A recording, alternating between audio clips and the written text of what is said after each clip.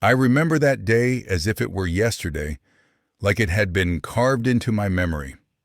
One of those afternoons that felt perfectly ordinary at first.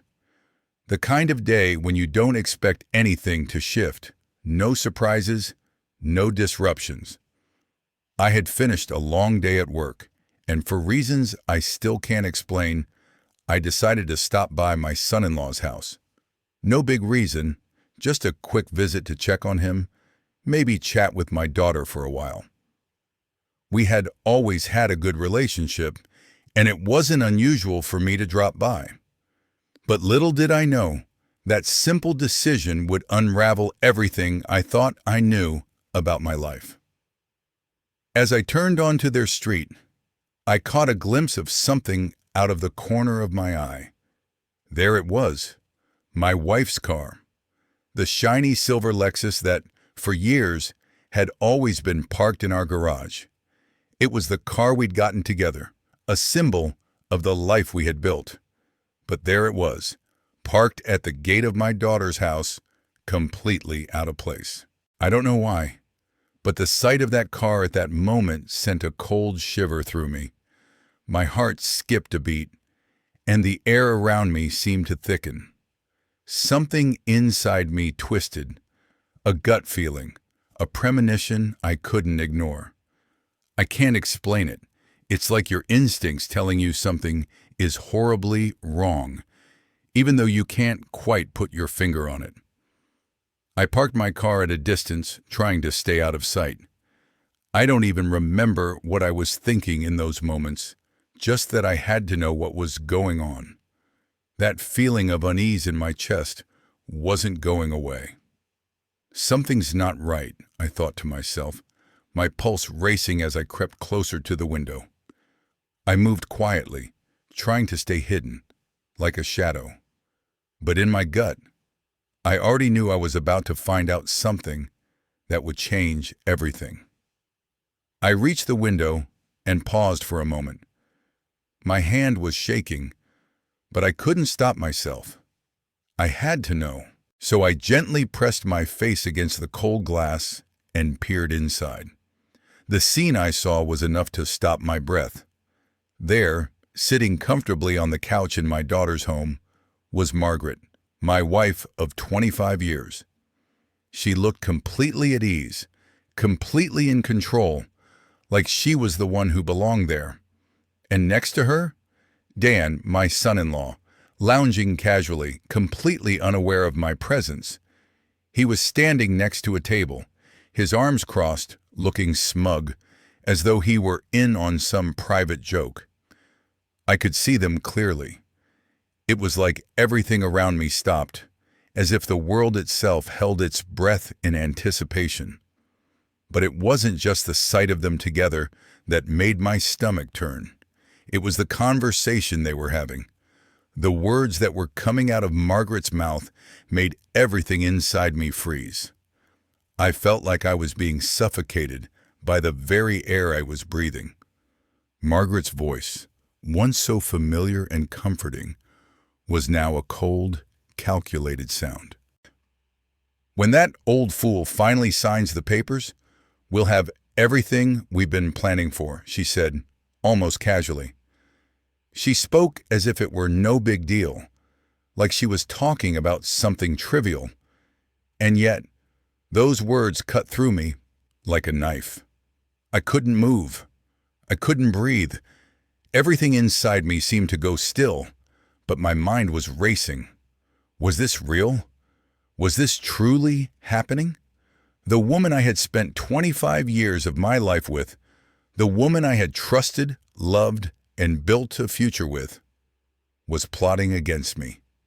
The woman I had cared for, the mother of my children, was now speaking about me like I was nothing more than a pawn in her game.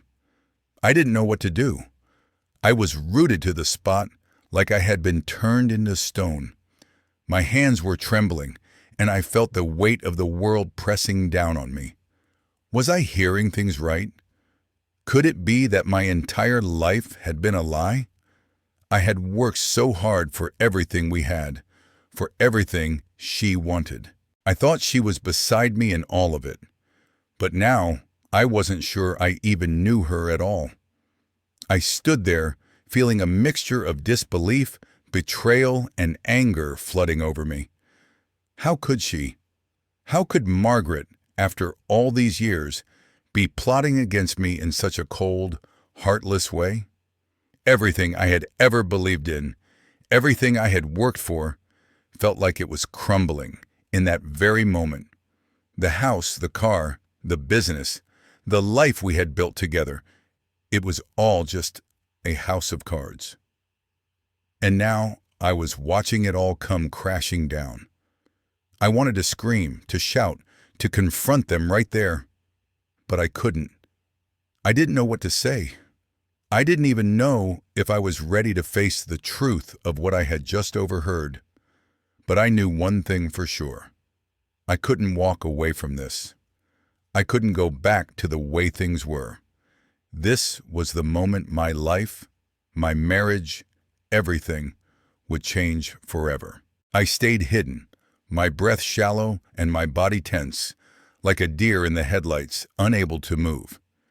Every sound felt amplified. The chirping of the birds, the hum of a distant car on the road.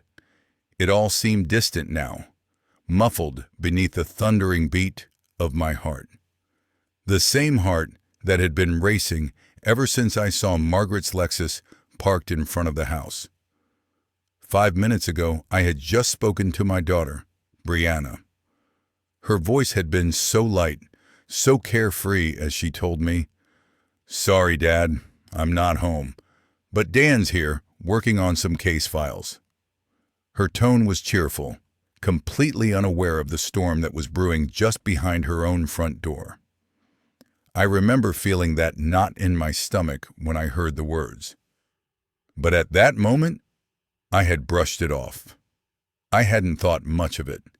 Maybe I was just overthinking things. After all, they were just working. They had every right to be there, didn't they? But standing here now, peering through the curtain at the scene unfolding before me, I knew deep down that everything had changed. I sat frozen in my car, my hands clutching the steering wheel like it was the only thing holding me together.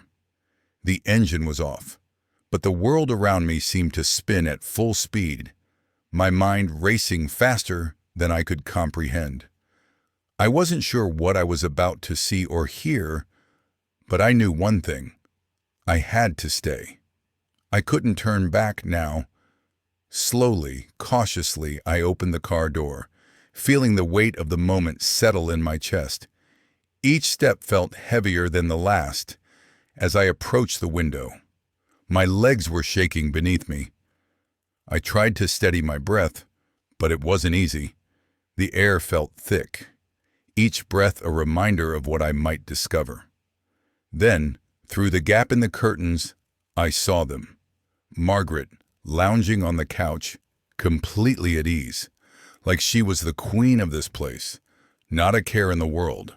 The woman I had spent over 2 decades with, the woman I had loved, was sitting there as if she had no connection to the life we had shared.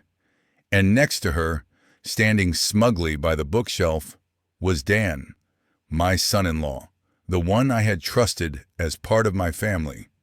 His arms were crossed, his face wearing the same expression I had come to despise over the last few months. Self-assured, smug, like he was untouchable. I watched them, helpless, as they continued their conversation, completely unaware of my presence just a few feet away. And what I heard made my stomach churn. Dan's voice cut through the silence like a knife. "The timeline's perfect. We'll file in June. Irreconcilable differences," he said, his tone smooth and controlled, like he had done this 100 times before. "With the new Iowa laws, Margaret's entitled to half of everything, plus spousal support for life." The weight of his words hit me like a physical blow. My head spun, my chest tightened. I could feel the air leaving my lungs. This wasn't just some business transaction. It was a betrayal. 25 years of marriage, 25 years of blood, sweat, and tears, all reduced to a mere strategy session, a calculation. Dan paused, as if letting his words sink in, before adding, "The business alone is worth $12 million. Add the rental properties, the vacation homes, we're looking at nearly $20 million. I could hardly breathe. The pain was sharp, so sharp it felt like it was cutting through me, deep into my chest. I wanted to scream, to charge into the room and confront them both, but I couldn't move. My mind was still processing the fact that the woman I thought I knew, my wife, was involved in this. This wasn't just about money. No, it was something far worse. It was about betrayal. It was about the years I had spent working, building everything we had, thinking I was doing it for us, for our family. But now, as I stood there, invisible to them, it hit me like a freight train. It was all for nothing. She didn't care about me. She never had. I wanted to run, to flee from the reality that was crashing down on me, but I couldn't. The hurt, the anger, the disbelief, it was too much to process in that moment. So I stood there, hidden in the shadows, listening as my life was dissected like an object to be divided, all of it laid bare in their cold, calculated conversation. Dan's voice again, his words ringing in my ears. The beautiful part is his trusting nature. Alan has no idea we've been documenting his assets for months. I could feel the blood drain from my face. My body went numb, but my mind was spinning. Had they been planning this for months? Years, maybe? All this time I thought we were partners, building something together. And now I understood. All that time, all that effort had been nothing more than a facade. She had been pretending, playing the role of the devoted wife, while secretly laying the groundwork for this very moment. I leaned back against the cold brick wall, trying to steady myself. My hands were still shaking, but I couldn't stop listening. They were just getting started, planning every detail of how they were going to take it all from me. The business, the money, everything I had worked for. But what they didn't know, what they couldn't possibly know, was that I wasn't as oblivious as they thought. I wasn't the fool they believed I was. And as the conversation continued, a plan began to form in my mind. A plan to protect what was mine, to protect the life I had built, and more importantly, to protect myself. I knew now that I couldn't just sit back and let them destroy everything I had worked so hard for. No, this wasn't over. Not by a long shot. I pulled out my phone, my hands shaking so violently that I almost dropped it. I couldn't think clearly, couldn't process what I had just heard, but I knew this was my only chance to collect evidence. If I was going to survive this, if I was going to protect myself, I had to get this recorded. So, with trembling fingers, I hit the record button, desperately trying to capture every word, every single detail, every shred of proof that I wasn't imagining all of this. The words from Margaret and Dan were still swirling in my mind, but nothing prepared me for what came next.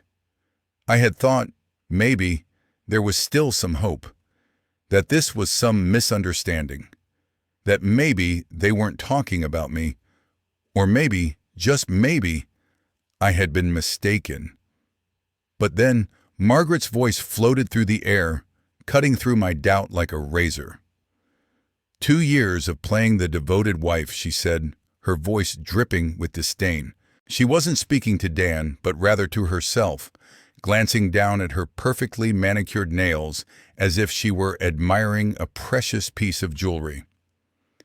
The man actually believes I love him. The words hit me harder than any punch ever could. In that moment, The floor beneath me seemed to crack open, and everything I thought I knew about my life, about my marriage, my love, my family, fell into the abyss. I had been a fool, a complete fool. Every smile, every kiss, every word of affection I had received from her, everything, had been a lie. It was all part of the act. I had been the pawn in her game, the person she had manipulated, the one who had trusted her completely. How could I have been so blind? The realization crashed into me like a tidal wave, leaving me gasping for air. All those years, 25 of them, gone in an instant. The life we built, the home we shared, the children we raised, the vacations we took, the quiet nights spent in each other's company. Those had all been nothing but the backdrop to her performance. She hadn't been loving me. No, she had been playing the role, pretending, just waiting for the right time to strike. She didn't love me. Not really. I stood there frozen, staring at the phone in my hand, the recording capturing the rawness of her words. My entire body trembled with a mix of disbelief, anger, and heartbreak. I had spent so long thinking I knew her, thinking we were partners, that we were building something together. But it was all a lie, and now the truth had come crashing down. My heart felt like it was being ripped from my chest. I wanted to scream, to run into the house and confront her right then and there. But something kept me rooted to the spot. Maybe it was the shock. Maybe it was the realization that I had been living a life that wasn't real. But I didn't move. I couldn't. The hurt was too deep, too overwhelming. Dan's voice cut through the haze of my thoughts, his tone still smooth, still calculating. The beautiful part is his trusting nature, he said. Alan has no idea we've been documenting his assets for months. I wanted to rip my phone out of my hands. I wanted to destroy the evidence, to pretend none of this was happening, but I couldn't. I had to hear it. I had to know the full extent of their betrayal, the magnitude of their deception. Margaret laughed again, but this time it was different. It wasn't the light, airy laugh I remembered from our younger days, the one that used to make my heart flutter. No, this was cold, empty, cruel. He really thinks I love him, she said, the words dripping from her mouth like venom. All this time he thought I was here for him. The fool. I wanted to run, I wanted to scream, but I was paralyzed, stuck in that moment, unable to escape the words that felt like daggers in my chest. Every single thing she had ever done for me, every hug, every kiss, every anniversary celebration, it was all part of a carefully planned act, a charade, and I had fallen for it. I had let myself believe in something that wasn't real. I was no longer the man I had been just moments before. The world around me was no longer the same. The woman I had loved for so long had shattered everything I thought I knew. And as I stood there, the truth began to sink in. This was no longer just a betrayal of trust. It was the unraveling of everything, my marriage, my family, my life. But as painful as the truth was, I knew something else. I wasn't going to let them get away with it. I wasn't going to be the fool anymore. I would fight back. I would protect what was mine, what was still mine. And Margaret? She had no idea what she had just unleashed. She thought she had the upper hand. She thought she had won.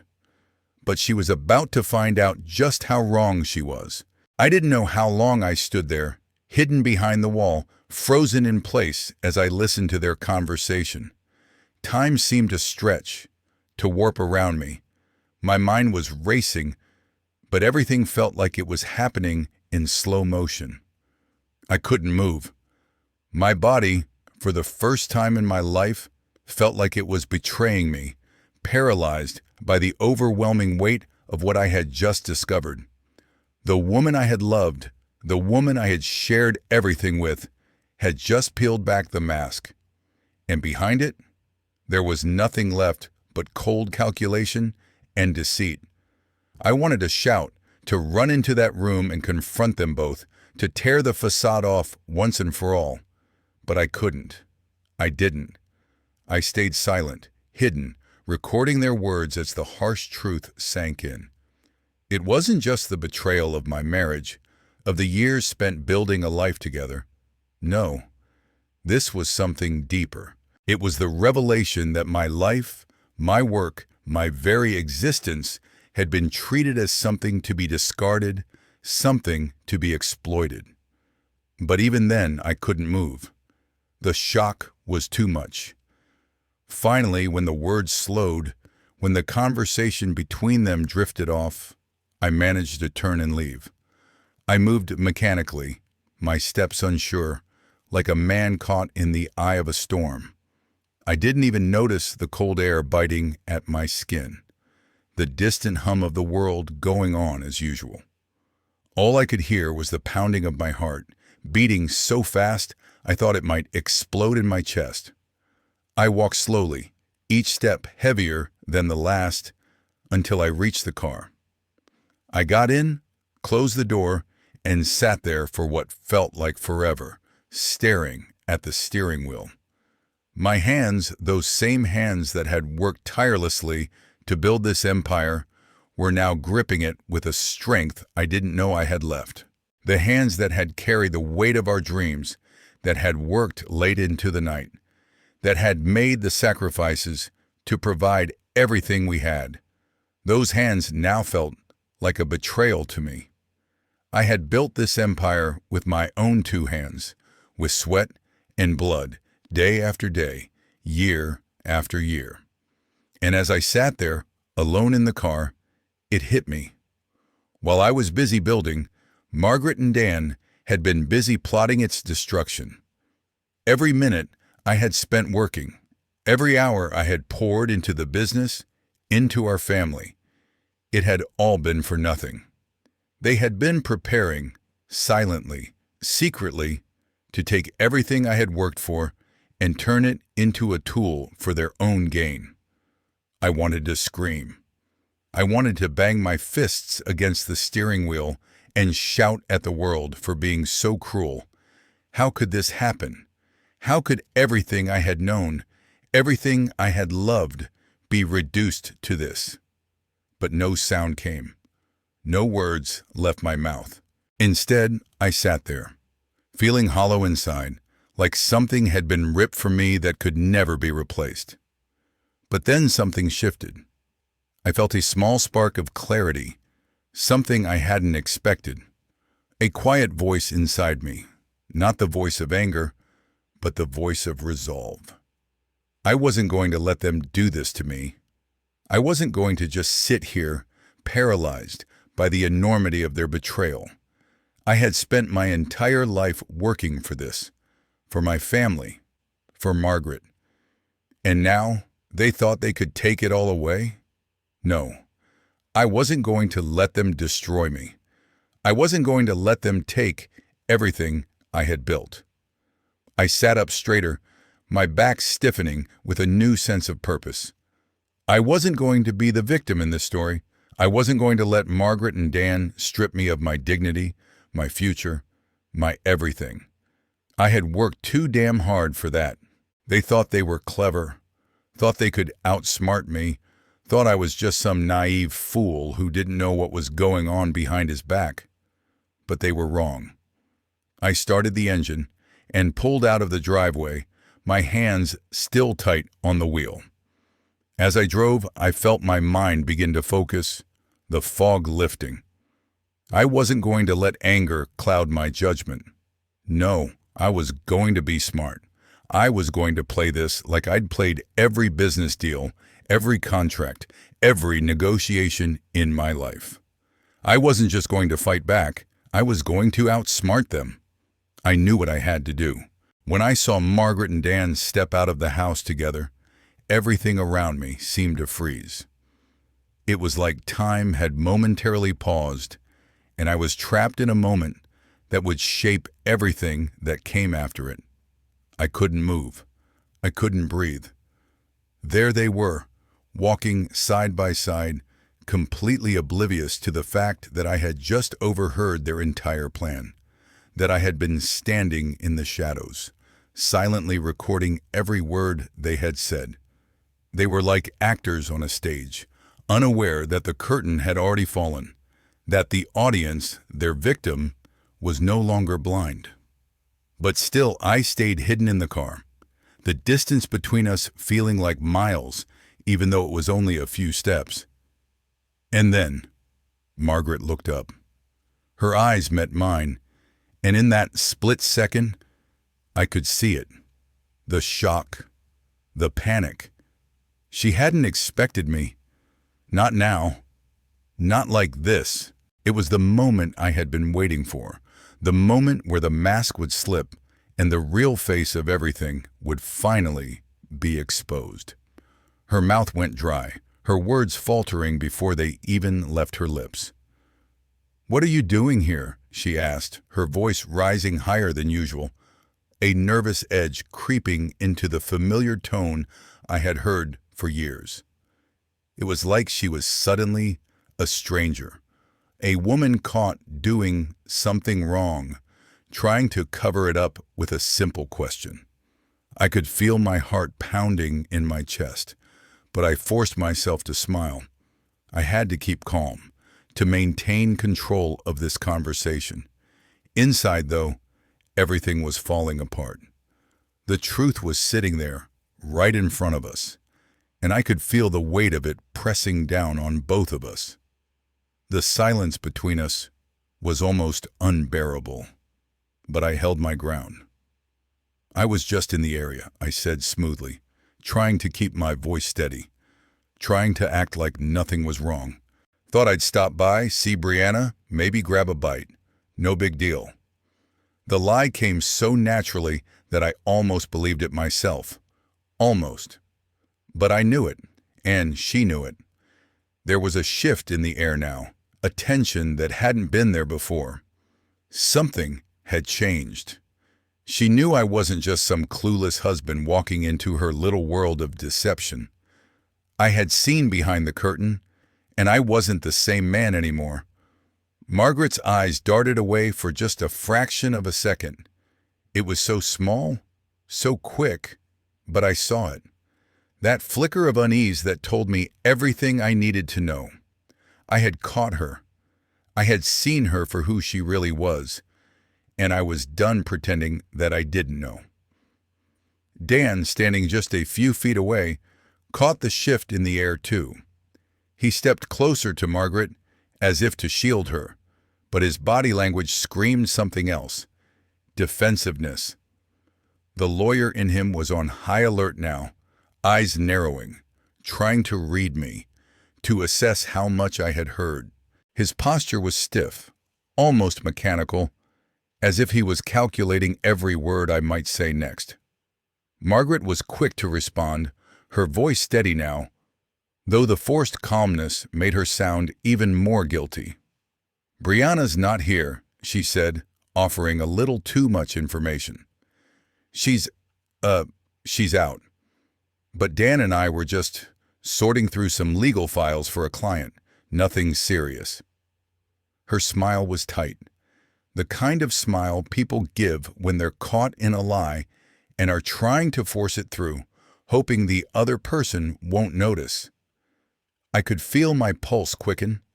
They both stood there, pretending nothing had changed, pretending everything was fine. But it wasn't fine. Nothing was fine. And as much as Margaret tried to cover it up with words, I could see the cracks forming in the facade. I leaned against my car, not breaking eye contact with her. My heart was still racing, but now there was a new feeling emerging. It was quiet, deliberate, and focused. I wasn't angry, not yet. I wasn't going to let my emotions rule this moment. This wasn't about rage, it was about control. It was about taking back the power they thought they had over me. I kept my tone light, almost casual, as if we were discussing nothing more important than the weather. "Funny, though," I said, letting the words linger in the air. "I thought you'd be at work today. Didn't you say you were working on the Henderson proposal this morning?" Margaret's eyes flickered for a brief second, just enough to betray her. That was all I needed. She wasn't as good at hiding it as she thought. I had always been able to read her, but now I saw the truth in the way she hesitated. It wasn't the hesitation of someone who was caught in a harmless lie. It was the hesitation of someone who was panicking, trying to keep the house of cards from tumbling down. "I left early," she said quickly, as if the words were preordained. "Had a headache, nothing serious." I nodded, pretending to buy it, but inside I felt the weight of the moment press even harder against my chest.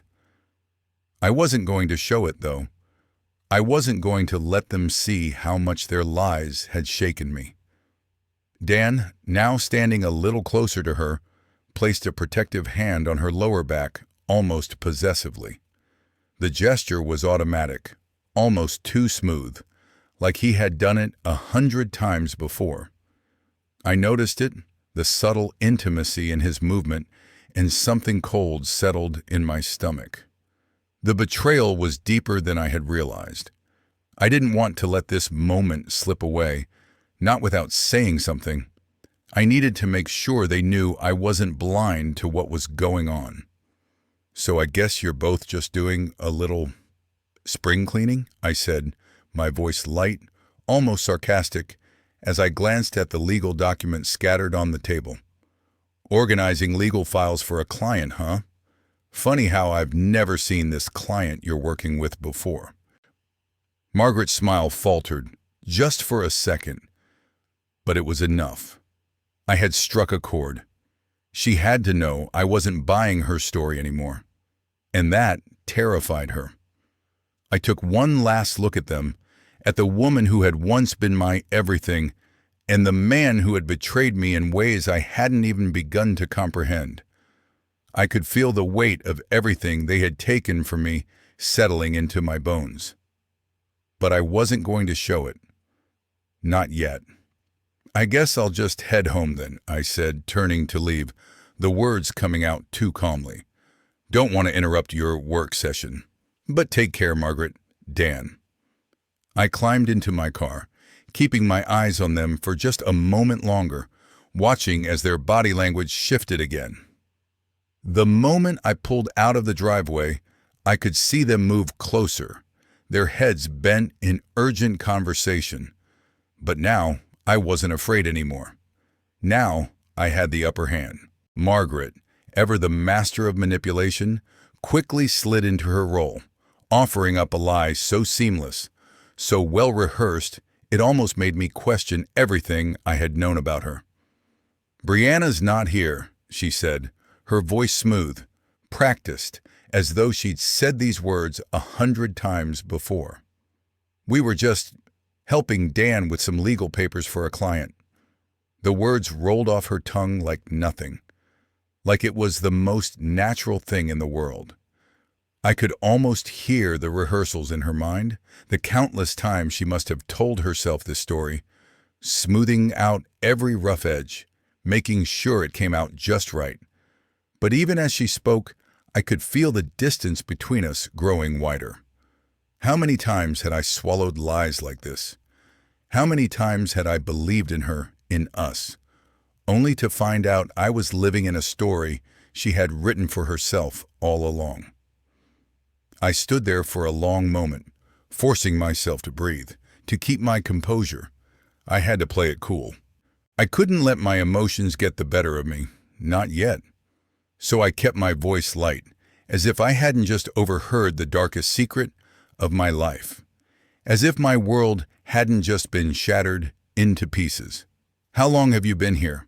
I asked casually, as if it was any other day, as if I didn't already know the truth. "Just pulled up," Margaret replied, the words coming out a little too quickly, a little too easily. But she didn't realize that I had already seen the cracks. I wasn't buying it anymore. I wasn't the fool she thought I was. I forced a laugh, trying to keep the calm exterior intact while my heart was pounding in my chest. Every beat was a reminder of how deep the betrayal ran. I had loved her. I had given her everything. And yet, here we were, standing in front of each other, her lying to my face, and me pretending not to see the truth. But inside, things were different. My mind was racing, piecing everything together like a puzzle that had finally come into focus. Margaret had been playing me all along.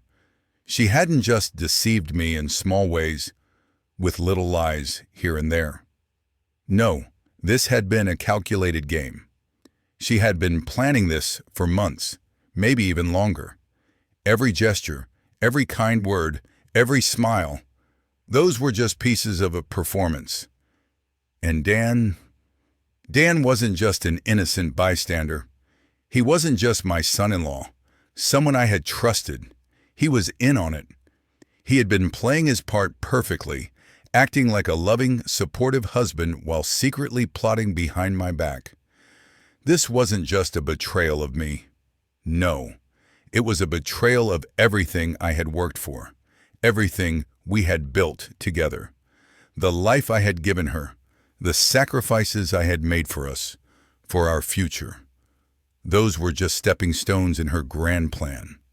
My empire, my success, my hard work, it had all been a means to an end. And now, I was standing there, watching as it was all being reduced to a game of numbers and legal documents. I looked at them, my eyes cold, though my heart felt like it was shattering in my chest.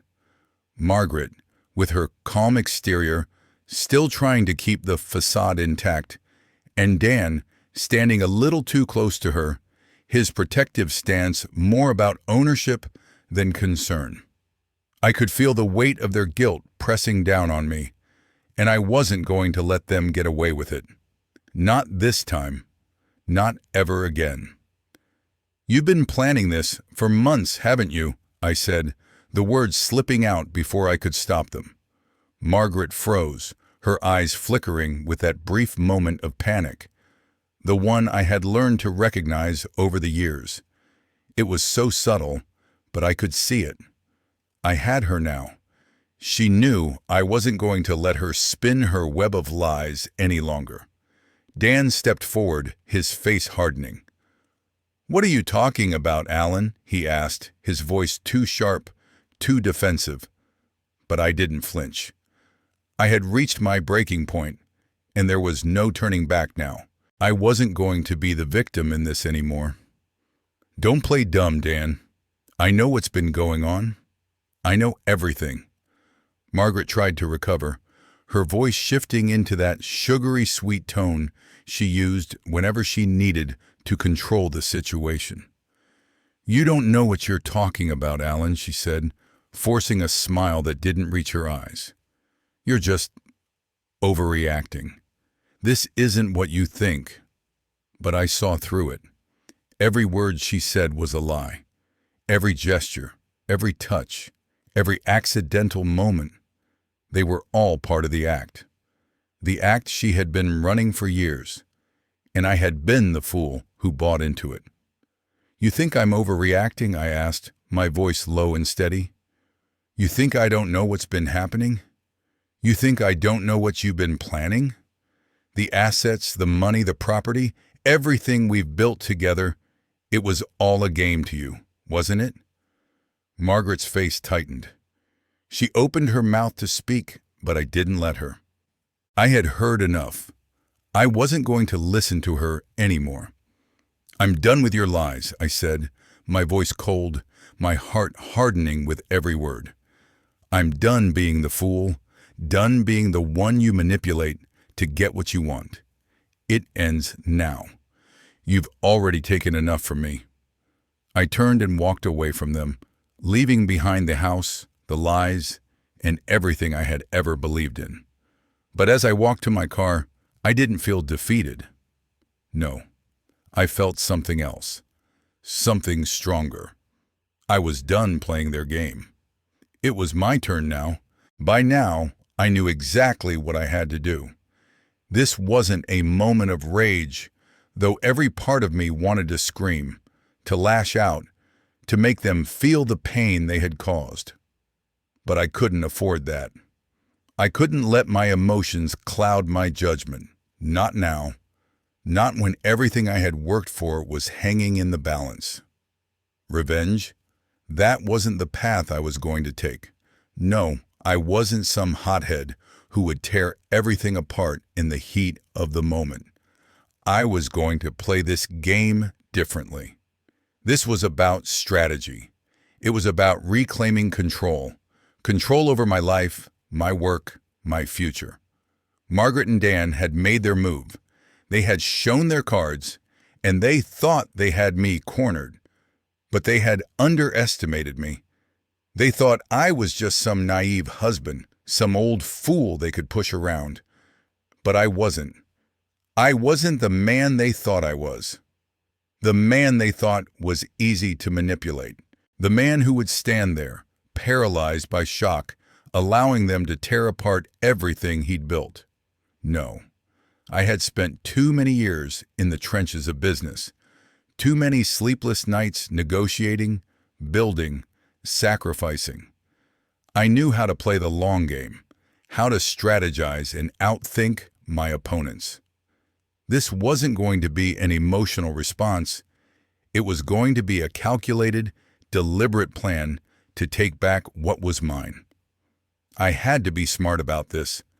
I wasn't just fighting for money or property. I was fighting for my dignity, my peace of mind, and my ability to look myself in the mirror at the end of this. I had to outplay them at every turn. So I began to make plans of my own. The first thing was simple, but it was crucial. I needed information. I needed to know everything, every detail, every document they thought they had hidden. If they thought they could outmaneuver me by documenting my assets and building a legal strategy against me, then I would turn the tables.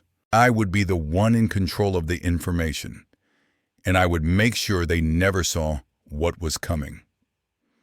I started to make calls, quiet ones, to people who owed me favors. The accountant who had worked with me for years, the lawyer I'd met through a business deal a decade ago, even the guys from the construction sites who knew every corner of my business. They didn't know the full story, but they would. They'd all play their part. I knew I had to be methodical. I couldn't afford to make a mistake. I had to cover every angle, make sure no stone was left unturned. Margaret and Dan thought they had a winning hand, but what they didn't realize was that they were playing against someone who had spent his entire life reading the game, someone who had spent 25 years building and strategizing only to be forced into this fight by their lies. I spent the next few days gathering information, building my case. I wasn't just going to fight back in court. I was going to destroy their plans before they even had a chance to fully execute them.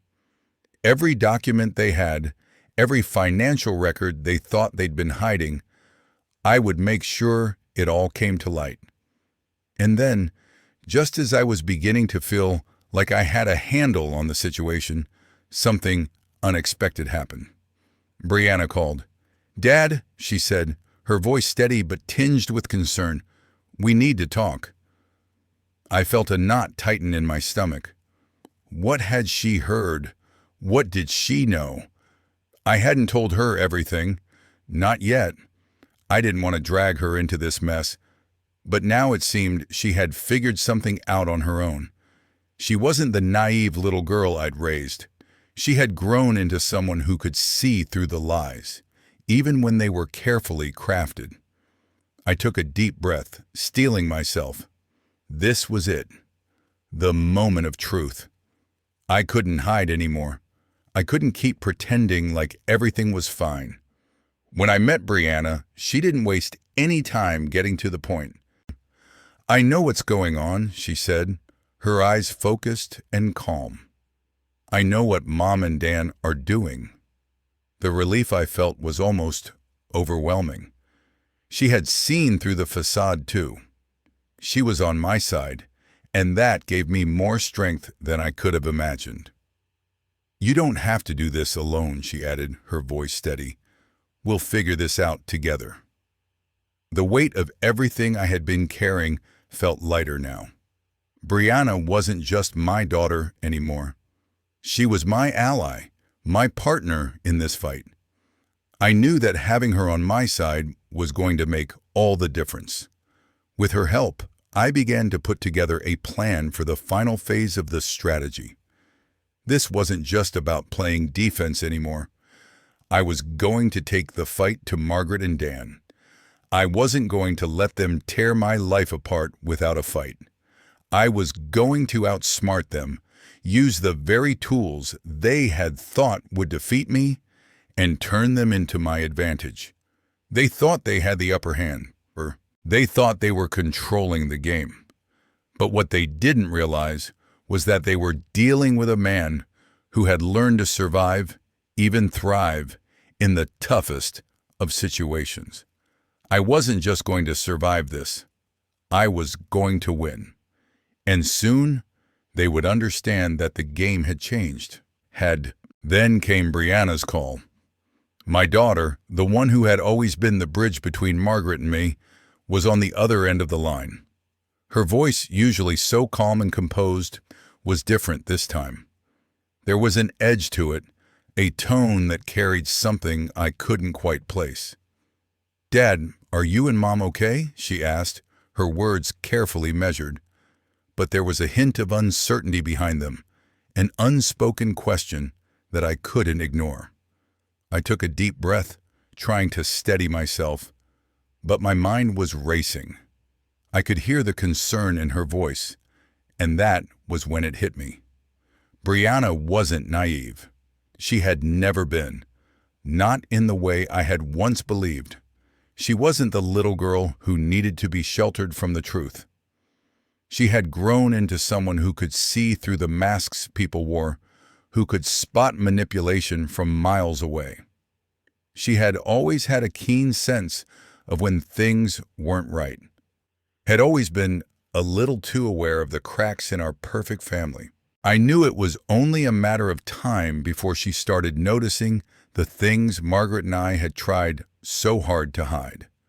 The lies, the subtle shifts in our relationship, the way things had started to fall apart in front of her eyes. Margaret had underestimated our daughter's ability to see the truth.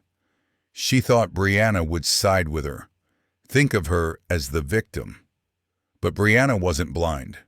She had seen through the charade long before I realized the full extent of what had been happening. "Dad?" Brianna's voice cut through my thoughts, a gentle reminder that I had to answer her. I let out a slow exhale, trying to keep my tone even, my heart pounding in my chest. I had to be careful with my words. I couldn't let her get caught in the crossfire of all this. Not yet. "We're fine," I said, my voice steady, even though every fiber of my being screamed that nothing was fine. "Everything's just a little stressful right now. Work's been busy." But Brianna wasn't buying it. I could hear the skepticism in her voice, and it stung more than I expected. "Dad, I know you. You're not fine. And I'm not stupid. Something's been off between you and Mom. I don't know how to explain it, but I can feel it. What's going on?" Her words landed heavy in my chest, the weight of them sinking in. Brianna had always been perceptive, but hearing her speak like this, so sure of herself, so sure of the changes she had noticed in me, in Margaret, it hit me harder than I anticipated. I realized in that moment that Brianna wasn't just asking questions out of concern. She was beginning to piece things together. And if she was asking me, then she had already noticed the signs. I knew I had to tell her something, something that didn't destroy her, but that also didn't let Margaret and Dan off the hook. I couldn't protect her from the truth forever. The truth was already starting to come to the surface, and it would be better if she heard it from me, not from some third-party gossip or rumors. Brianna, I hesitated, unsure how to begin. I'm not sure how to explain it, but your mother and we've been going through some tough stuff. There's a lot more to it than just stress at work. It's about our marriage. The silence on the other end was deafening, and I could almost hear her processing the words. I knew that Brianna wasn't just a passive listener, she was a truth seeker. She would have no patience for half-truths or anything less than complete honesty. She had always wanted to know the full story, the real story, even when it wasn't easy to hear. "Dad, what do you mean?" Brianna asked carefully. And that was when I realized just how much had shifted. Brianna was no longer the child who needed protection. She had grown into an adult, someone with her own views, her own judgments, and her own sense of right and wrong. She had already noticed the cracks in our family. She had already started drawing her own conclusions. And now I had to decide whether I was going to let her in on the truth. I couldn't lie to her, not about this. I had protected her from the full extent of Margaret's manipulation for so long. But now the time had come for her to know. "It's not just about work or stress," I said, my voice heavier than before. "There's more going on between your mother and me, more than I ever realized. Margaret, she's been keeping things from me. She's been planning things for a long time. With Dan." There was a long pause on the line, and I could feel the tension building as Brianna processed what I had just said. I braced myself, knowing that this would change everything. She was going to be hurt, maybe even angry. But I also knew that she wasn't the type to ignore the truth, no matter how painful it was. "You mean they're—" Her voice trailed off, and I could hear the disbelief in her tone. But she wasn't surprised. She had known something wasn't right. "Yeah," I replied, my voice tight. "They've been planning to take everything I've worked for.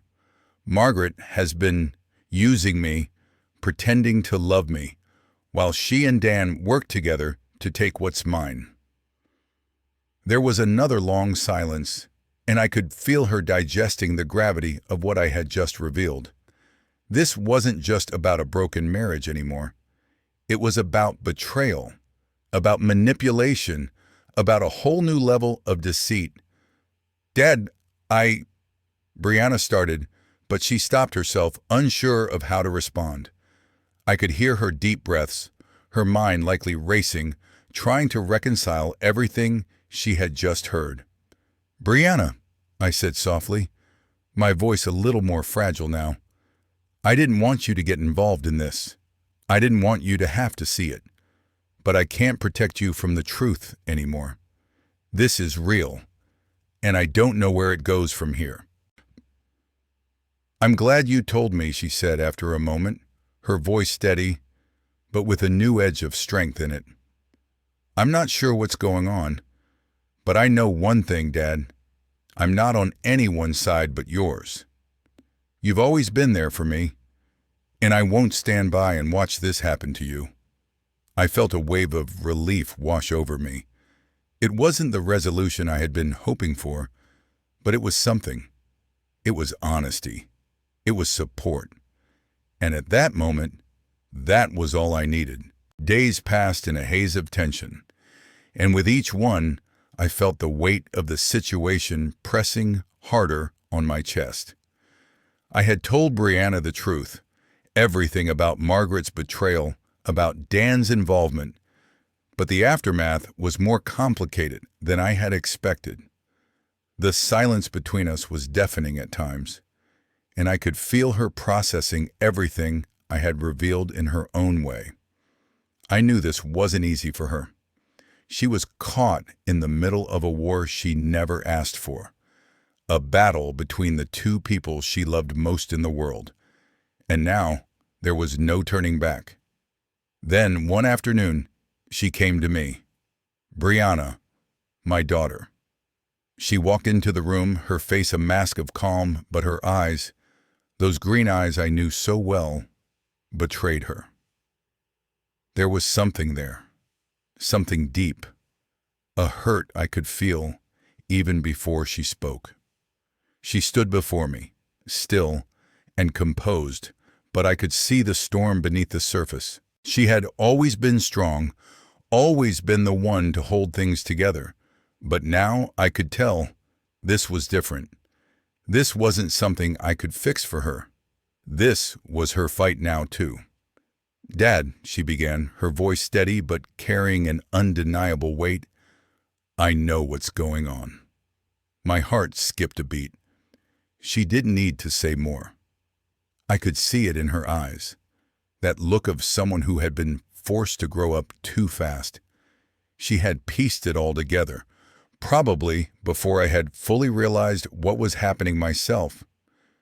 She was no longer a child, not the little girl I had always tried to protect.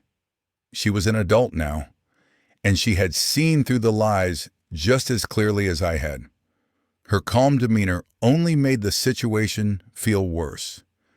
It wasn't the anger or disbelief I had expected, it was the quiet realization that everything was breaking apart. She wasn't shouting, she wasn't accusing, she was just acknowledging the truth. I tried to find the words to explain, to apologize, to somehow make this right. But the truth was, I had no idea how to fix what had been broken.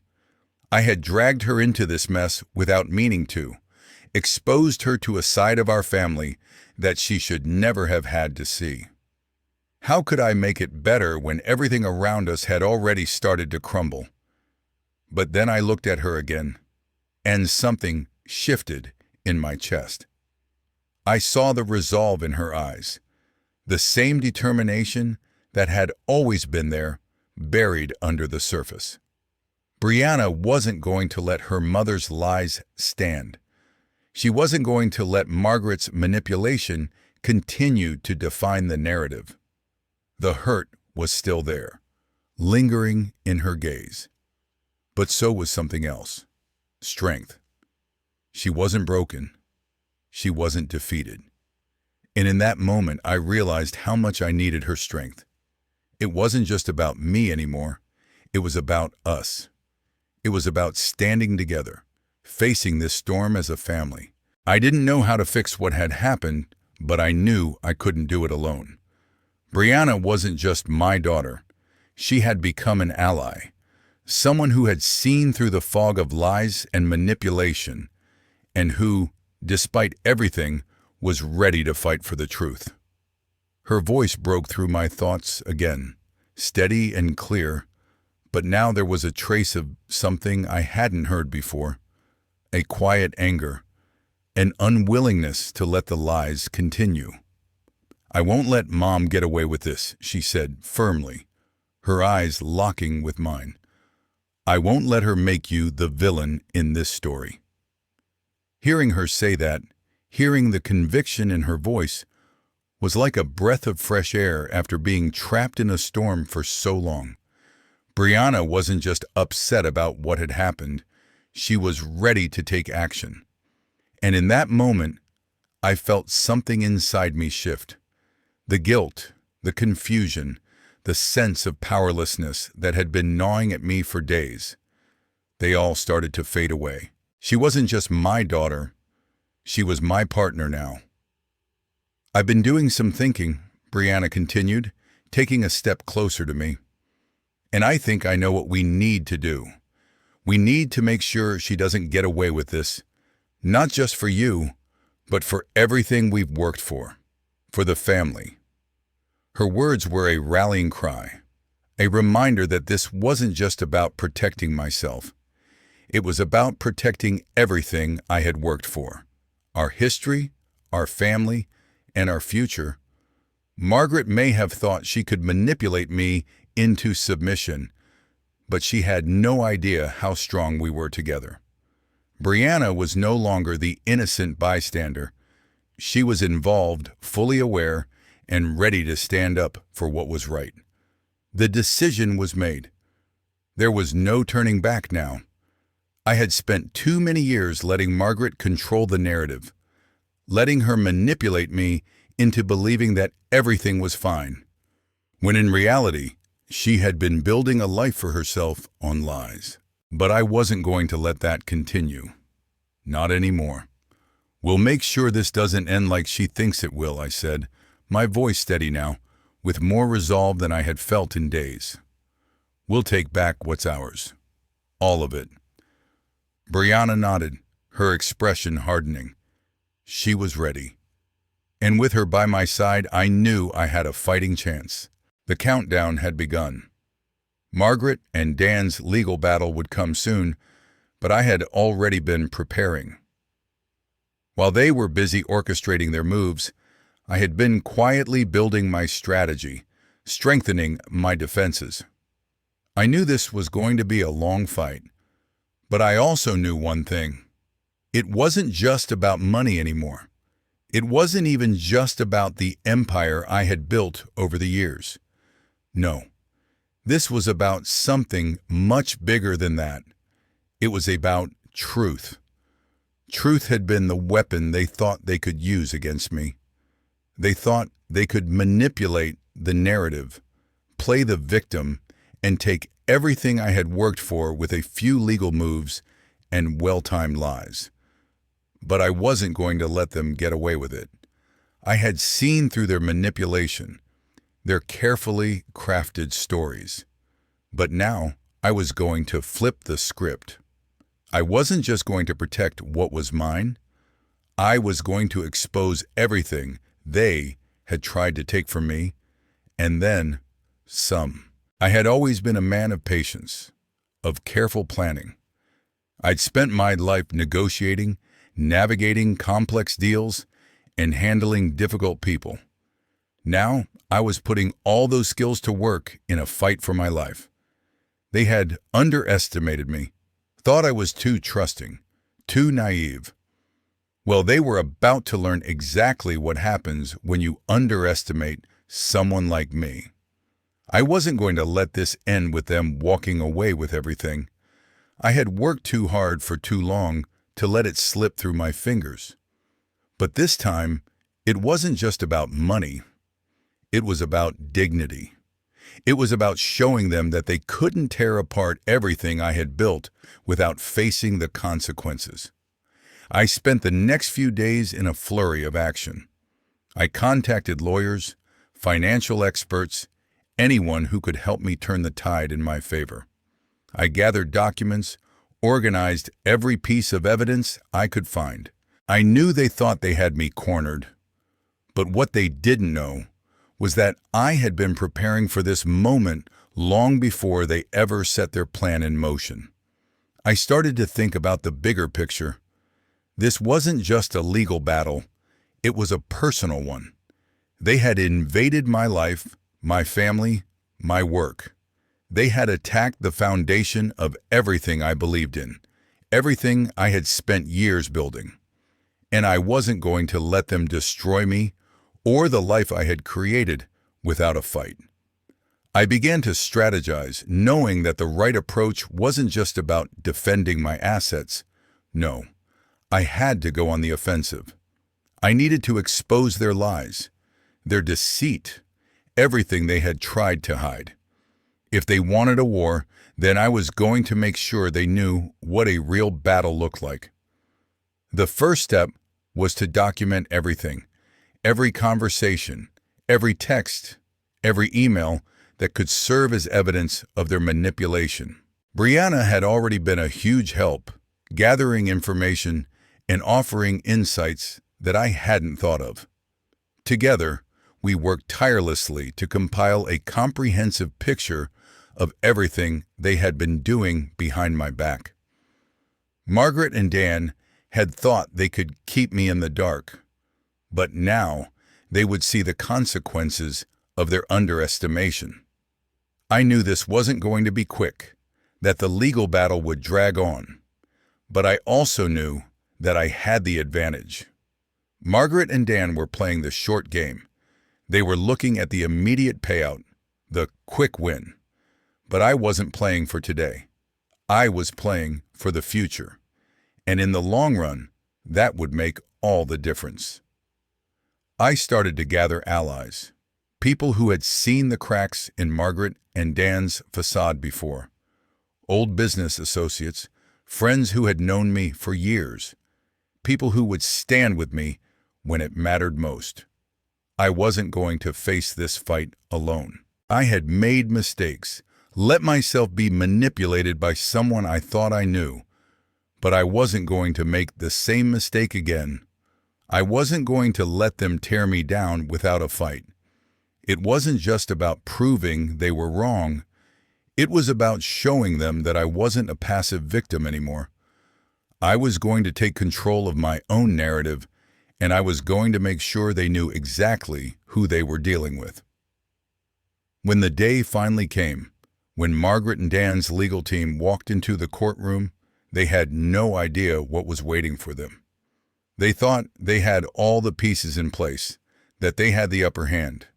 But I had my own game plan now. And this time, they weren't just facing a businessman who had been blindsided by their deceit. They were facing someone who had spent years building and strategizing, who knew how to navigate the toughest battles and come out on top.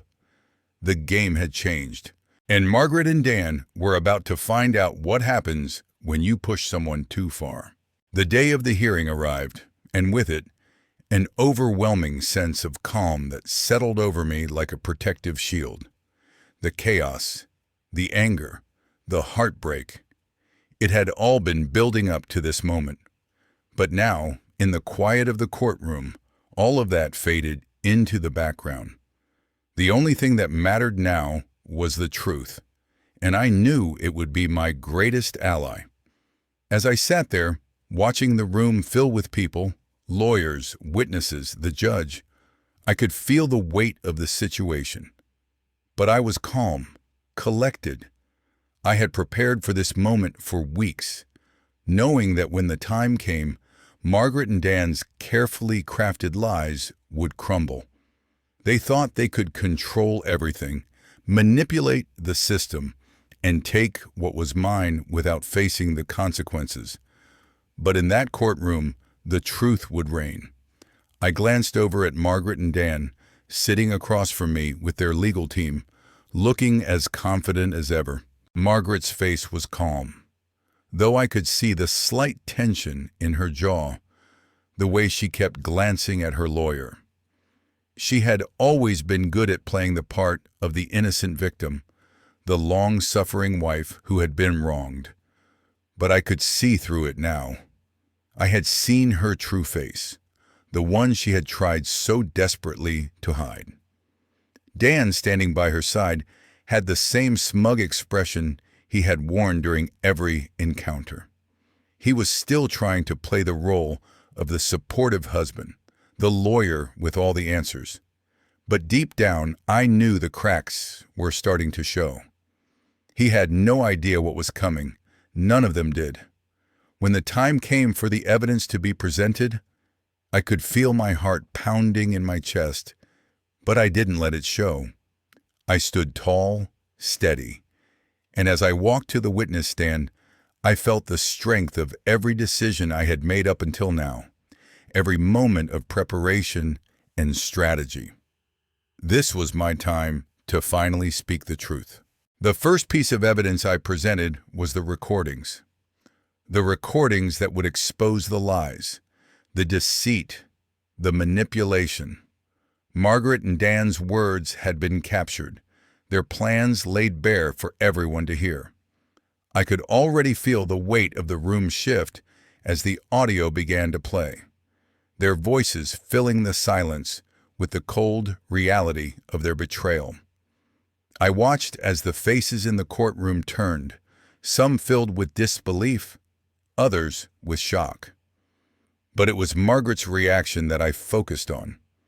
As her own voice echoed through the room, mocking our marriage, mocking me, I saw her composure crack. The smug mask she had so carefully cultivated over the years was slipping, and there was nothing she could do to stop it. "When that old fool finally signs the papers, we'll have everything we've been planning for," her voice rang out, chilling and unrecognizable. I could see the color drain from her face as the words she had spoken in the safety of our home came back to haunt her. The court fell silent, all attention focused on the speaker system, but I couldn't look away from Margaret. Her eyes darted nervously, her hands wringing in her lap, and for the first time, I saw her vulnerable. She was exposed. The lawyer for the other side quickly tried to regain control, but it was too late. The damage was done. The lies were no longer hidden in the shadows. They had been dragged into the light for everyone to see, and Margaret's carefully constructed story of being the victim crumbled before the eyes of the judge and everyone present. I saw her face twist into a mask of disbelief and anger, but there was no escaping the truth. She couldn't refute what had been recorded. The proof of her betrayal, of her manipulation, laid bare for all to hear. The courtroom was alive with murmurs, gasps of shock, and I could feel the tide turning in my favor. For once, the truth was louder than any lie she could tell. Dan was shifting in his seat now, his usual arrogance replaced with a hint of panic. He was no longer the calm lawyer, the one who had thought he had everything figured out. His eyes flicked nervously toward Margaret, then back to me, but I could see the cracks forming in his own facade. He was beginning to realize that their plan had backfired. As the recording ended, I stood tall, trying to keep my expression composed, but inside, I felt a sense of victory I hadn't allowed myself to feel before. This wasn't just about winning the case. It was about reclaiming my dignity, my life. It was about proving to myself and to them that I wouldn't be the victim any longer. They had tried to break me, to take everything from me, but now the truth was on my side. And that was more powerful than anything they could have ever planned. Margaret's lawyer stood up, trying to recover, but it was clear the damage had been done. There was no coming back from this. The truth had been exposed, and there was no way to spin it into something it wasn't. I knew they were scrambling, trying to salvage whatever they could, but it was over. In that moment, I saw the full weight of what this battle had cost. It wasn't just about the house or the money or the assets. It was about taking back control, about finding the strength to stand up and say, no more. I knew there was still a long way to go, still more legal battles ahead, but for the first time since all of this began, I felt like I had the upper hand. I wasn't fighting alone anymore. Brianna was with me. The truth was with me. And together, we were going to make sure they never had the chance to tear apart everything we had worked for. In the end, everything that Margaret and Dan had plotted came crashing down piece by piece. I had watched it unfold, feeling both detached and strangely satisfied as their empire of lies and deceit crumbled under the weight of the truth. Dan's law license was the first casualty. The Bar Association didn't take kindly to unethical practices, and once the evidence from the courtroom, the financial discrepancies, and the witness testimonies had been stacked up, there was no defending him. The public exposure of his misconduct, of using client funds for personal expenses, of manipulating legal processes to benefit himself, was too much to overcome. His reputation, built over years of carefully curated professional appearances had been shredded. He was disbarred within weeks, and the world he had built, his career, his standing in the legal community, was destroyed in an instant. I could almost hear the weight of his fall, the silence that followed as his clients abandoned him, his colleagues distanced themselves, and his pride evaporated into nothing. He had believed himself to be untouchable, the clever lawyer who could outmaneuver anyone. But he hadn't realized that there was one person he couldn't deceive, someone who knew the truth, someone who had been patient enough to wait for the right moment to strike. Then there was Margaret. Her social status, which she had spent years cultivating, was equally obliterated. The fallout from the courtroom revelation didn't just affect her marriage. It shattered her entire social facade. She had once been the queen of every dinner party, the woman who commanded attention with her perfectly curated persona.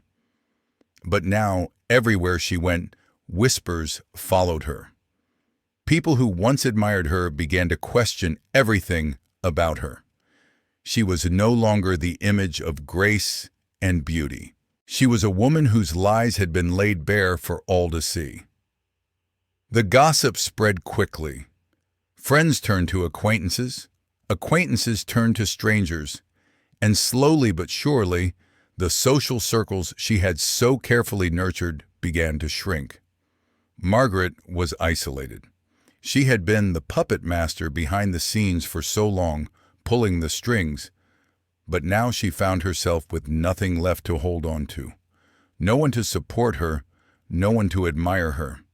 She had built her empire on deception, and now that empire had collapsed like a house of cards.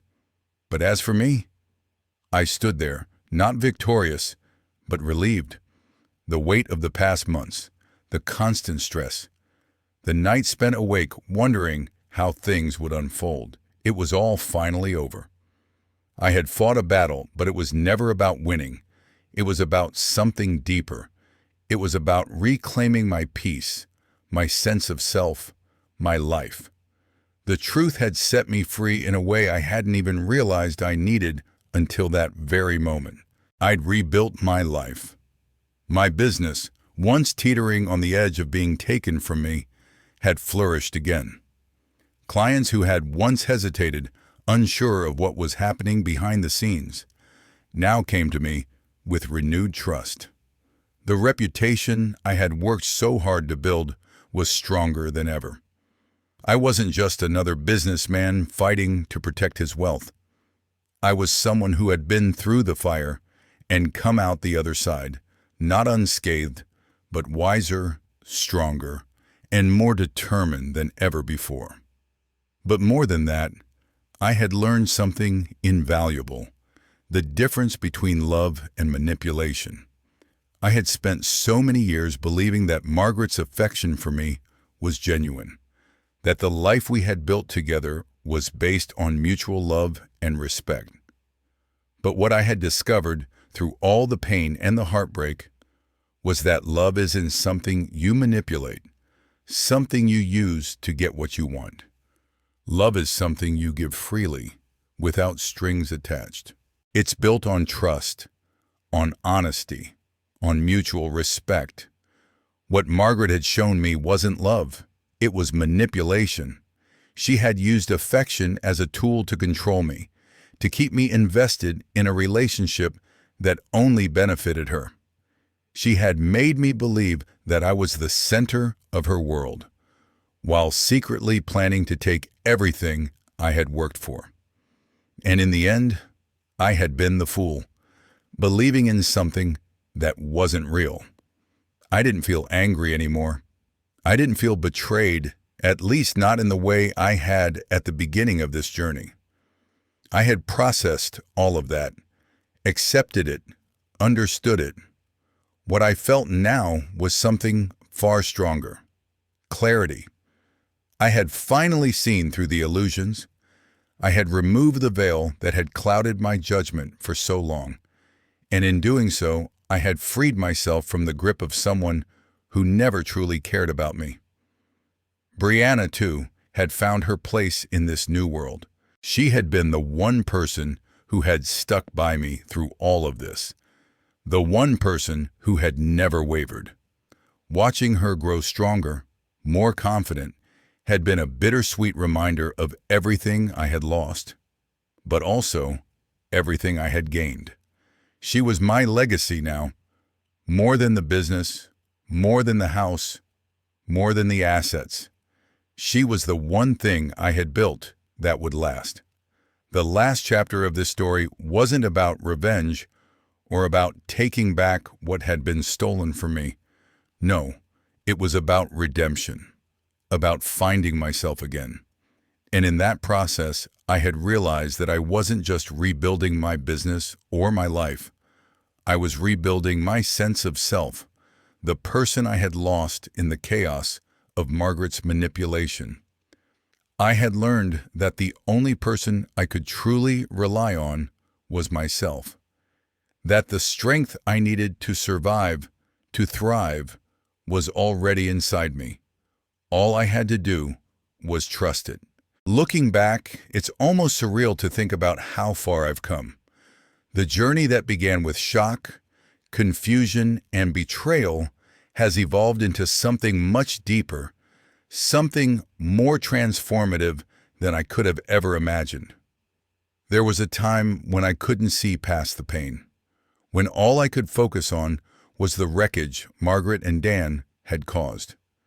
But now, as I reflect on it all, I realize that betrayal, as painful as it is, also serves as a turning point, a crossroads where you are forced to look inward and ask yourself who you really are.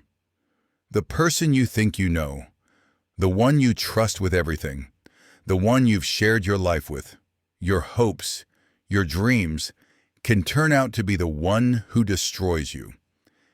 And that realization is a crushing blow. It shatters everything you've built, everything you've believed. You start to question everything, your judgment, your choices, your own self-worth. How could you have missed the signs? How could you have been so blind? But that's the thing about betrayal. It forces you to confront the harshest truth, that the one person you thought you could trust with your life might be the one who is tearing it apart. And that realization, as gut-wrenching as it is, holds a strange kind of power.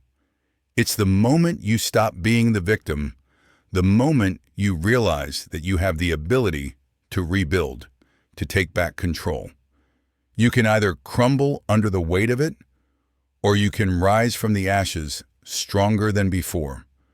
For the longest time, I thought the pain of betrayal was the worst thing I could face. But what I've come to understand is that it's not the betrayal itself that breaks you. It's the lies. It's the years of manipulation, of gaslighting, of being made to question your own reality. It's the subtle erosion of your trust, your self-respect, and your sense of peace. Once you see the truth, once you understand the depth of the deception, it's like waking up from a long, disorienting dream. The truth, no matter how ugly, no matter how painful, always has a way of coming to the surface. Margaret and Dan may have thought they could bury it, that they could manipulate the narrative and take everything from me. But the truth doesn't stay hidden forever. It forces its way to the surface, and when it does, there's no denying it. No amount of lies, no amount of deception can cover it up for long. And in the end, when all the dust had settled, when the legal battles were over and the lies had been exposed, I realized something that I had never fully understood before. It's not about money. It's not about revenge. All the things they thought they could take from me, the house, the business, the assets, those were just things. In the grand scheme of it all, they were insignificant compared to what I had truly lost. But they were also what I had been fighting for. And that battle, in the end, was about more than just protecting what was mine.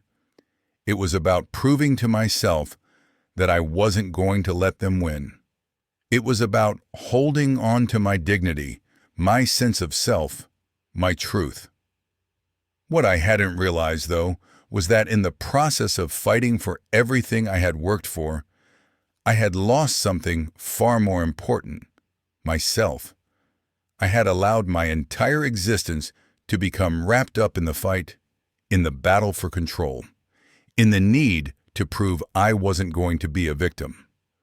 But once I had weathered the storm, once the truth had been revealed and the battle was over, I realized what the real victory was. It wasn't about winning the fight.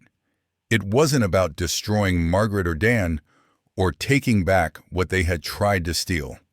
The real victory was finding myself again. It was about reclaiming my peace, my sense of worth, and the knowledge that I could survive anything. It was about rebuilding, not just the business or the house, but my spirit, my confidence, and my ability to trust myself again. I had spent so many years trying to be everything for everyone else, working hard to build a life for my family, sacrificing my own needs for the sake of others, that I had lost touch with who I was. But through all the pain, through all the loss, I had rediscovered myself.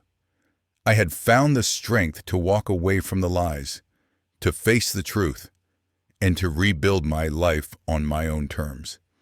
And that, in the end, is the real victory. It's not about how much money you have or how many things you've accumulated. It's not about revenge or making sure the other person gets what's coming to them. It's about finding the person you've always been beneath all the layers of hurt and deception. It's about learning to trust yourself again, to believe in your own strength, and to know that no matter what happens, you can survive and thrive. Looking back, I know that this journey has changed me in ways I can't fully explain. It's given me a new perspective on life, on love, and on what truly matters. And as I move forward, I do so with the knowledge that I am no longer the man I was when this all began. I am stronger, wiser, and more at peace with who I am. The past is behind me, and the future is wide open. I stood in my home office that evening, staring at the desk where I had spent countless hours building my empire. The desk I had created with my own hands, a symbol of everything I had worked for. It was made of sturdy wood, worn down by years of use, the scratches and marks telling the story of late nights, endless paperwork, and the sacrifice it had taken to get here. But now, as I looked at it, all I could see was the weight of what had been lost.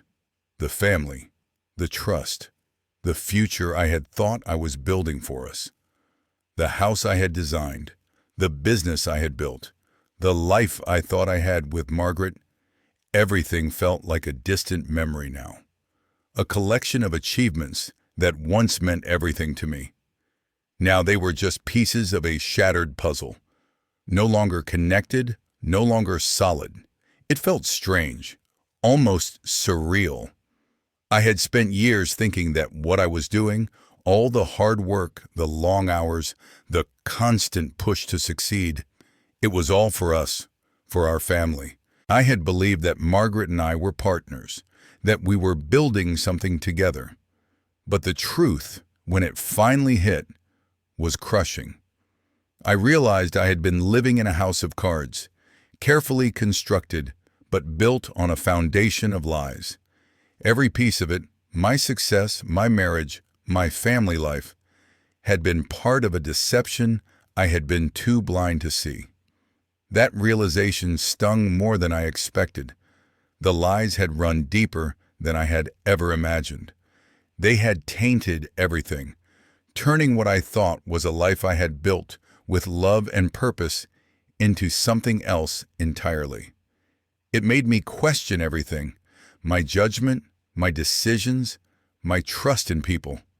But even as the weight of that betrayal threatened to crush me, something else rose up in me, a sense of clarity, sharp and clear, cutting through the fog of confusion. There was no going back to what was lost. The damage had been done. What had been taken could never be fully restored, but that didn't mean I couldn't rebuild. And this time, I would rebuild on my own terms. I knew that I couldn't undo the past, couldn't change the years I had spent in the illusion of a perfect life. But I could take control of the present. I could shape the future I wanted. And that future wasn't going to be based on lies or manipulation. It wasn't going to be built on the expectations of others or the twisted version of love that Margaret had used to control me. No, I was going to build something real, something honest. I would rebuild on a foundation of truth and hard work, because that's all I had left. The material things mattered, yes. The house, the business, the legacy of my work, all of that mattered because it was a reflection of my dedication, my sweat, my years of effort. But it was more than that. What truly mattered, what I had lost sight of for so long, was the person I had become. I had been so focused on building something for someone else, trying to maintain a facade of success and perfection, that I had forgotten about the most important thing, finding myself again. I realized now that the man I had been before the lies clouded my vision was still inside me. He had been buried under the weight of responsibility, under the false promises of loyalty and love, but he was there, waiting to emerge. The man who believed in hard work, in honesty, in loyalty. Those were the values that had brought me to where I was. And now it was time to reclaim them. There was no more pretending, no more hiding behind the facade of a perfect life. No more lies, no more manipulation. What I had learned from this experience the hard way was that the only thing that truly mattered was being true to myself. No one could take that from me. I closed my eyes for a moment, breathing deeply, letting the weight of everything settle into my bones. This wasn't the end. This was the beginning of something new, something better. I didn't know exactly what the future would look like, but I knew one thing. It would be mine. This time, I would build it on my own terms, with honesty, hard work, and the lessons I had learned. As I opened my eyes and looked around the office, I no longer saw the shattered remnants of a broken dream. I saw the potential for something new. The desk I had worked so hard to create, the walls that had once held memories of a life I thought was real. Those things weren't my identity anymore. They were just pieces of a larger puzzle that I could now rebuild, piece by piece, into something that reflected who I was, who I wanted to be. This journey had taught me that redemption doesn't come from what others do to you. It comes from what you do for yourself. It's about taking back your life, your truth, and your dignity, no matter how much it costs. I had lost a lot, but in doing so, I had found something I hadn't even known I was searching for. I had found myself again, and that, above all, was the real victory. Months passed, and life began to feel more like it was supposed to. It wasn't immediate. Healing never is. But with each passing day, the heaviness of the past seemed to fade just a little bit more, like layers of dirt being washed away in the rain. The transformation wasn't just in my surroundings, though. It was in me, too. It was a strange sensation, standing outside the house I'd worked so hard to create, knowing it was still mine. But it wasn't the same. It didn't feel like the home it once had been. The weight of Margaret and Dan's betrayal still lingered, but it wasn't suffocating anymore. It felt lighter now, as though the years of deceit had finally been lifted. I could breathe again.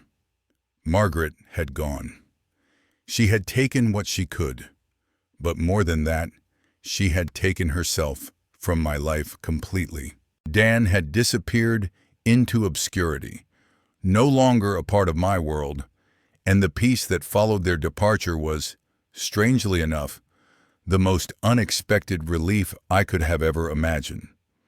The aftermath of their betrayal was felt in every corner of my life. But the strangest part was how little it hurt anymore. Yes, I had been devastated. Yes, I had questioned everything, my decisions, my trust, my choices. But the pain faded with time, replaced by something stronger, something that resembled peace. I found myself taking long walks through the property, retracing old paths I used to walk with Margaret. Paths I had built in the hope that our future would be one filled with joy and fulfillment. Now, as I walked those same roads, I saw them differently. I'd built this place not just with bricks and wood, but with love, with hope. Those feelings were still here, etched into every corner of the land, in the trees, the garden, the house itself. But now they were different. They were more authentic. I had learned that love couldn't be bought, manipulated, or controlled. It couldn't be forced into existence through promises or manipulation. Love had to be earned. It had to be real. And while I had once thought my marriage was built on that kind of love, I realized that I had been mistaken. But in that mistake, I had learned to love with clarity, to know what it truly meant to give myself to someone else, without expectation, without strings attached. Brianna, my daughter, had grown too. She was no longer the child who needed me to protect her. She had become a woman of her own, someone who had seen the truth and understood the complexities of life. Our relationship had been strained, no doubt. There had been moments of confusion, of anger and pain, but it was stronger than it had been in years. We spoke openly now about the past, about the future, and everything in between. She had her own way of seeing things, her own perspective on what had happened, and though there was still some healing to do, there was a newfound respect between us. She had stood by me when I needed her most, and I knew that our bond would continue to grow, one based on truth, on trust, and on the shared understanding of what it meant to move forward from pain. But the most surprising part of all of this, something I hadn't anticipated in the midst of everything falling apart, was the silence. The silence in the house felt different now. It wasn't heavy with secrets or lies. It wasn't suffocating with the tension of hidden truths. It was peaceful, calm, real. And though Margaret's absence left a hole in my life, I was beginning to realize that sometimes things have to fall apart in order for something better to rise from the ashes. I had spent so long holding on to something that wasn't real, afraid of what would happen if I let go. But now I understood. Sometimes it takes the destruction of the old to create space for something new, something better. As I stood at the edge of the garden, looking out at the sprawling land I had once envisioned with Margaret by my side, I realized that I was no longer the man who had walked into that house on that fateful day. The man who had been naive, who had trusted without question, who had believed in a future that was built on promises, not truth. That man was gone. I had changed. I had grown. The man I had become was stronger, more resilient, more self-aware. And most importantly, I had found my voice again.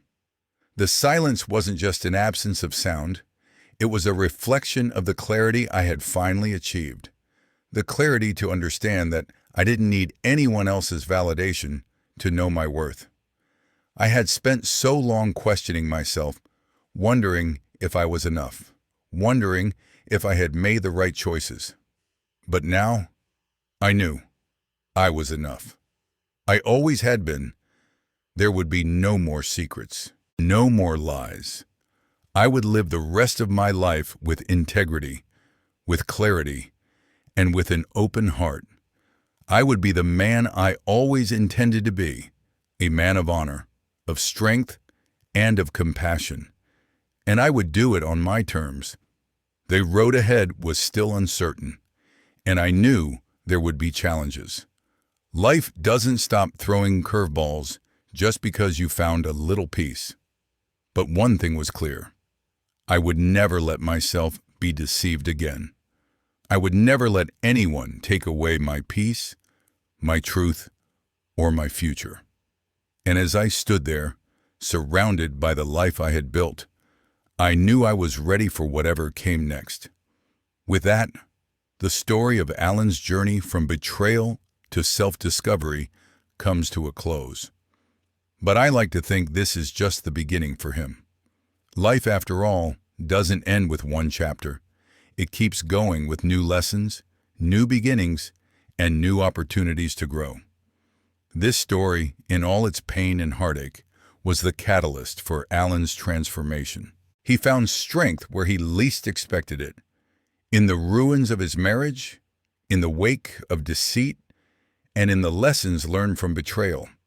The man he had once been was gone. But in his place stood someone stronger, someone wiser.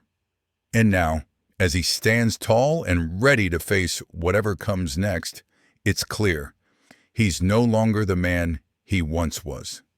He's someone stronger, wiser, and more aware of what truly matters in life.